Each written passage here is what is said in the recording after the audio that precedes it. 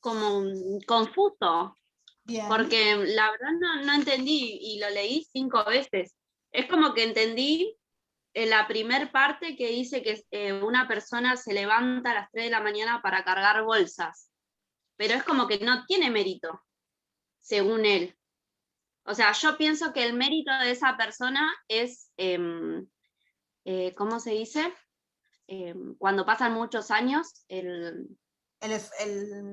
La sapiencia de la... claro, como la experiencia. Exacto, la Eso. sapiencia de la experiencia, digamos. Sí, Bien. exacto. Es como que entendí eso. Lo primero que me sale preguntarte es, ¿por qué elegiste educar méritos? ¿Qué te llamó la atención para elegir ese apartado y no otro? No sé, como que me dio la sensación de que una persona, si se educa, tiene un mérito. Si se No educa sé. o si transita el camino del conocimiento, tiene un mérito. Exacto. ¿Pero es lo mismo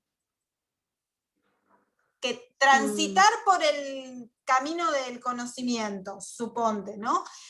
Y tener trayectoria académica, le vamos a poner académica, porque me parece que a eso es lo que te referís, ¿no? Como ir transitando académicamente, tu planteo es que es un mérito. Sí, igual también yo pienso y digo también por ejemplo, en una familia. Si le enseñan, por ejemplo, el por favor, el gracias, un permiso, es como que tiene un mérito hacia el afuera, ¿entendés? Como que en lo social también hay un mérito con eso. No sé, se me Sí, ocurre también. a ver, vamos a pensarlo, porque me Profe, parece, sí, ¿qué sería mérito? bien. Es lo primero que iba a preguntar. ¿Estamos todos de acuerdo en qué es mérito? ¿Un reconocimiento? Un reconocimiento. Un reconocimiento a algo. Por eso Maca dice, bueno, es meritorio transitar por la tradición académica o la formación académica, es meritorio que se dediquen a transmitirle valores a sus hijos. Desde ahí lo encarabas, ¿verdad? Desde ahí meritorio es un reconocimiento. Me parece que acá lo que está tratando de explicar o dilucidar el pedagogo tiene que ver con la gran vinculación que a veces se tiene entre educación y el esfuerzo. O vos te esforzaste mucho, entonces tenés mucho, es meritorio. Y ojo con estas cuestiones, porque nosotros lo que estamos trabajando una aproximación a la idea de educación. Y hasta ahora todo lo que hemos trabajado tuvo que ver con caracterizarla como práctica social, histórica, de transmisión de valores simbólicos, de valores significativos socialmente, donde una sociedad está puesta como en el centro de la escena en términos de qué va a transmitirle a las nuevas generaciones, qué va a querer y qué necesita y qué direccionalidad le va a dar a ese grupo social que está conformándose. Y ahí, ¿cómo entra esta cuestión del mérito y del esfuerzo, o como lo llama el autor, ideología del mérito? ¿Cómo valorizamos ahí? Porque en realidad la educación es un derecho. La educación es para todos los que conforman ese grupo social, no para el que se esfuerza solamente, o que el esfuerzo no necesite otras cuestiones. O depende de vos hasta dónde llegaste. Esta cuestión que es fundamental que salga desde el día hoy, desde el día cero, ¿sí? ¿Por qué? digo esto? Porque todos tenemos el derecho a la educación, todos somos sujetos de derecho y todos debemos tener posibilidades, oportunidades y accesos, pero sabemos que no todos tienen las mismas oportunidades. Entonces... Profe, ahí podría Sí. Podría Sí, sí. sumar el que elegí yo, que habla un poco de eso de elegir educar igualdad. ¿Y qué Y dice hubo con respecto? una partecita que yo anoté que me llamó la atención, que era habitar un espacio de semejanzas. Como que no haya privilegio ni nada de eso, ¿no? Como que sean... Y otra que decía un encuentro entre pares. Que sea Bien. todo parejo. Entre pares, parejos y semejanzas en términos de derechos, no en términos de somos todos iguales, porque no lo somos, o caminamos todos de la misma manera, no. O Claro, tratar a todos por igual sería. tratar a todos Como que por todos tienen igual, las mismas capacidades. con las mismas, Oportunidades, en realidad. sí, y a partir de las distintas capacidades que cada uno tiene. Y ahí es donde entra a jugar lo que hablábamos la otra vez con respecto a los propósitos, ¿no? A ser propositor, a hacer oferta. Nuestra responsabilidad en términos pedagógicos es ser ofertores, lo vamos a poner en esos términos. Hacer la mejor oferta que podamos para las distintas trayectorias. Y por ahí está bueno que haya salido como en el principio, y por eso le preguntaba por qué eligió méritos. Porque es una palabra que en general o no está tan vinculada o no es tan como asociada a la educación. Profe, Igual, profe, en una parte... Sí, perdón. sí, los dos pueden hablar, ¿eh? Julio y Maca. con el tema del mérito, Sí. porque el mérito lo pueden hacer todos ahí, como el educador, el alumno, creo que todos pueden llegar a ser un mérito y debe haber diferentes méritos también, ¿no? Depende de cada persona. Sí, lo que no tenemos que hacer es instalar una ideología del mérito. Esto es, el que se esforzó va a llegar mucho más adelante que aquel que no se esforzó. Porque la realidad es que lo que nos ha demostrado, y mucho más en el año pasado, sobre todo, ¿no? Que nos puso en evidencia un montón de cuestiones. Pero una de las que nos demuestra es que no todos tenemos las mismas posibilidades en el tránsito. Por más que uno se esfuerce, si no tenés la tecnología, a ver, hablábamos con Juan, que la tuvo que hacer de nuevo, porque realmente no tenía la computadora. Y era un problema, ¿sí? Y ahí él estaba, por más que se esforzaba, estaba en desigualdad de condiciones, ¿sí? Y ahí ya no era una cuestión de méritos. Instalar la ideología de mérito significa esto, valorizar solamente que aquel que llega es porque se esforzó. Y eso no es tan real, por decirlo de alguna manera, ¿sí? Porque no todos tenemos las mismas oportunidades o porque no todos transitamos de la misma manera. Por Ahí eso tiene que dice haber en una... una parte que dice, aquí no se trata de mérito, sino de juzgar. ¿Tiene que ver con esto lo que usted está diciendo? Exactamente. Porque no entendía esa parte. Es que apunta a eso. Hay que correr el educar o el posicionamiento respecto de la educación de la ideología de los méritos, porque de eso no se trata. La educación pasa por otro lado, pasa por la construcción de un derecho que debe ser ejercido y debe garantizarse a todos los que conforman ese grupo social y es responsabilidad del Estado poder garantizarlo. No dije gobierno, dije Estado, dije políticas públicas, no dije partido tal. Ojo con eso porque vamos a hacer mucho hincapié en esta distinción, que son distinciones conceptuales, ¿sí? No vamos a hacer debate político, vamos a hacer política pública, política educativa, ¿sí? Y desde ahí es que engancha y debate sobre el mérito, ¿sí? Maca, espero que haya quedado un poquito más claro. Sí, re bien, profe, gracias. Profe, Sí, nosotros leímos, como somos tres, leímos Educar Igualdad y Educar Incluir y los relacionamos. muy bien. Perfecto. Tienen 3 puntos más. Avanzaron 3 capítulos. No, dale, Bueno. cuéntenos en realidad.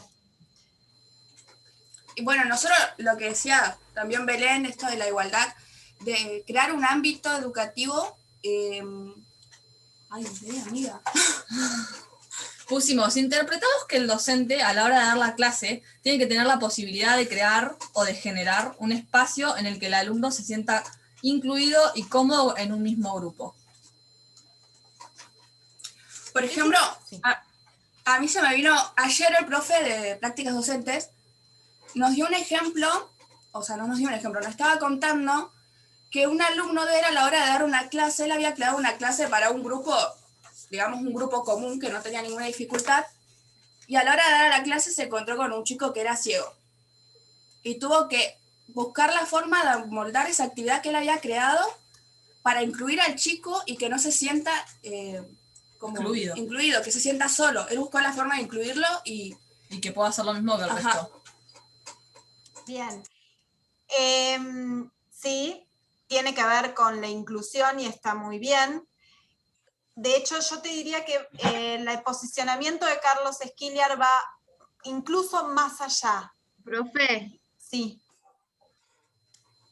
yo también, y Julio creo que también era que habíamos hecho Educar para Incluir. Sí. Copiona. Todos fueron por la Ustedes me inclusión. parece, ¿Qué pues yo lo dije en pasó? público. Pero sí, pero creo que incluir, como dice usted, profe, va más allá que tengamos que incluir a alguna persona que tenga algún defecto o algo, ahí el autor es más allá, es una corriente muy Claro, grande. él dice que debe, a ver, lo tengo acá, que se encuentre una idea de enseñar a cualquiera. O sea, la palabra incluir ya te está hablando a vos de una cosa diferente. Eso es lo que más o menos Claro, ya estás entendí. haciendo diferencia. Claro, ya estás haciendo una diferencia. Y también dice que el mundo, la sociedad no está preparada para la inclusividad. A mí me pasa particularmente porque yo tengo una nena que tiene acondroplasia, que se conoce, la enfermedad se conoce como enanismo, pero se llama acondroplasia. Y me pasa esto, que yo voy a un bar, que voy a un cajero, que voy a ciertas partes, y ponele, el otro día fuimos a comer un carrito, el carrito acá, el alcohol en gel acá, entonces como que, viste, hasta los nenes, poner un nene de 5 años, si quiere poner alcohol en gel en un carrito, no puede. Entonces, la misma sociedad no está preparada para tener a chicos, o una chica de silla de ruedas, va a un bar, el bar tiene las mesas acá arriba, que se siente en la silla de ruedas y le queda la mesa acá. O sea, la misma sociedad no está preparada para tener personas con discapacidad. Bien, todo lo que están enunciando ustedes es justamente lo que Carlos Esquiliar propone, ¿sí? Con esto de las pedagogías de las diferencias. Él dice que hay que ir más allá de incluir o no incluir o hacer propuestas que puedan incluir, por ejemplo, como decía Jazmín, a este chico con discapacidad visual. Va más allá de eso. Tenemos que posicionarnos, y ya posicionarnos es encuadrarnos de cómo vamos a hacer la propuesta, teniendo en cuenta que todos tienen diferencias, partiendo de la base de que todos somos diferentes, con diferentes competencias, pero todos, no porque tenga discapacidad visual, todos y cada uno de ustedes son diferentes y abordan las distintas aproximaciones al conocimiento de manera diferente. Entonces uno como profe tiene que posicionarse sabiendo que educar es educar y encontrarme con desconocidos, dice él en el primer punto. Desconocidos porque primero me tengo que vincular para conocer con quién estoy. Me saco cualquier venda que tenga, cualquier prejuicio que se me venga cultural, todo lo que decía Pamela con respecto a ubicar los alcoholes en los restaurantes. Son construcciones simbólicas, construcciones sociales. Se instalan y se reproducen. Somos nosotros quienes podemos romper esas construcciones, ¿sí? Y formar sujetos que piensen esas construcciones que se nos instalan y no reproducirlas, ¿sí? ¿Por qué digo esto? Hay construcciones que están permanentemente y se naturalizan tanto, ¿sí? Que no podemos como dejar de pensarlas. Nuestra función es desnaturalizar. Primero nosotros, porque somos parte de esta realidad, ¿sí? ¿Qué les transmitimos? ¿Qué nos transmitimos? ¿Qué nos pasa? Cuanto más generemos espacios donde esto se pueda charlar, se pueda debatir, se pueda reflexionar, más lo vamos a trabajar y más vamos a desnaturalizar cuestiones que están instaladas, ¿sí? Entonces, para este autor, educar es encontrarme con un desconocido. Es desconocido porque lo propongo así. Me propongo que me voy a encontrar con alguien que no sé nada de él. Saco todos los velos. ¿Vieron que cuando uno a veces ve a una persona y dice, sí, te salen todos los debe ser, ya? Bueno, ya entraste con un montón de características que no sabés, pero las presumís, ¿sí? Sí, profe, ese lo elegí yo, por ejemplo, era uno educar mirada. Educar mirada. Que por ejemplo dice que sí, que con la mirada uno toma la decisión de... Uy, se nos cortó. Ay, espera. La decisión de ver, por ejemplo, quién va a poder o no aprender, quién va a tener un mejor futuro o no. Y por eso hablaba de que la formación docente tiene que educar la mirada, tener en cuenta a los padres, a las familias de cada alumno, verse a uno mismo, el acto de educar. Por eso estamos trabajando desde este lugar, ¿sí? Yo no les voy a dar una definición de educación, les voy a dar rasgos, características, porque el posicionamiento con respecto a qué es educar lo van a construir ustedes. Pueden tomar el de Skilliard, pueden tomar cualquier otro, mientras sea un posicionamiento fundamentado, pero sí quiero que me digan qué es educar para ustedes, qué significa, qué les pasa con un otro. Incluso nos vamos a meter a hablar de cómo consideramos a la infancia o a las infancias, tendríamos que decir hoy, si las consideramos de una manera o las consideramos de otra, va a implicar modos de propuestas diferentes, ¿sí? Entonces parece muy tonto, Profe, debatir sobre qué es educar, 80 clases hablando qué es educar para cada uno de nosotros. Sin embargo, si esto no es debatido, después, ¿qué van a hacer ustedes? Reproducir lo que ven, lo que leyeron, el autor que tienen. Y yo no me propongo que no hagan eso. Léanlo, procesenlo, pero apropiénselo. Para apropiárselo le tienen que dar su propia impronta. Si no, Profe, no hacen su propia. Debo, ¿cómo se llamaba el que habías leído?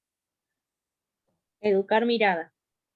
Educar miradas. Igual no lo leí yo, pero pienso que también tiene que ver mucho con el prejuicio que tiene el docente al dar la clase. O sea, vos no tenés que ser prejuicioso, porque vos le pones la carátula a tu alumno sin conocerlo. Exacto. Entonces también trabajar eso, el prejuicio de cada uno como docente, ¿no? Es que por eso parto de esto. Si vos educás y decís, educar para mí es encontrarme con un otro, sin prejuicios. Sí, siempre es algo más personal, claro. Ya me voy a encontrar con un otro. Entonces, cuando voy a la escuela y digo, che, el del fondo siempre se porta mal, tengo que frenar y decir, ¿qué estoy diciendo? Por ahí hoy le pasó esto, mañana le pasará otra cosa. ¿Sí? Digo, nosotros mismos lo hacemos. No es para autocastigarnos, qué mala que soy, mirá lo que me salió. No, es para ponerlo en evidencia. cuanto más en evidencia lo pongamos, más fácil va a ser trabajar sobre eso y modificarlo. ¿Sí? O lo mismo que le pasa a Pame. A ver, cuando va a un restaurante y le pasa esto con la nena, ¿se va a pelear con todo el que le pasa? No, porque aparte cansa, y aparte agobia, y aparte te enoja, y en parte te angustia, y a la nena también. Entonces, no. Pero sí podemos intervenir de alguna manera, ¿sí? Para que el otro pueda mirar. No reproducir, mirar.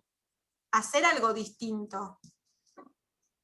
Si no, te agobia, te frustra aparte. No, sí, sí, sí. Como Las mamá primeras me veces como imagino. que querés cagar a piña a todo el mundo, perdón, Sí, es pero que es es así, así. te pasa Y después eso. te vas acostumbrando y vas diciendo, bueno, este es un ignorante, hay que explicarle cómo es la sociedad, que no son todos iguales a él, que bueno.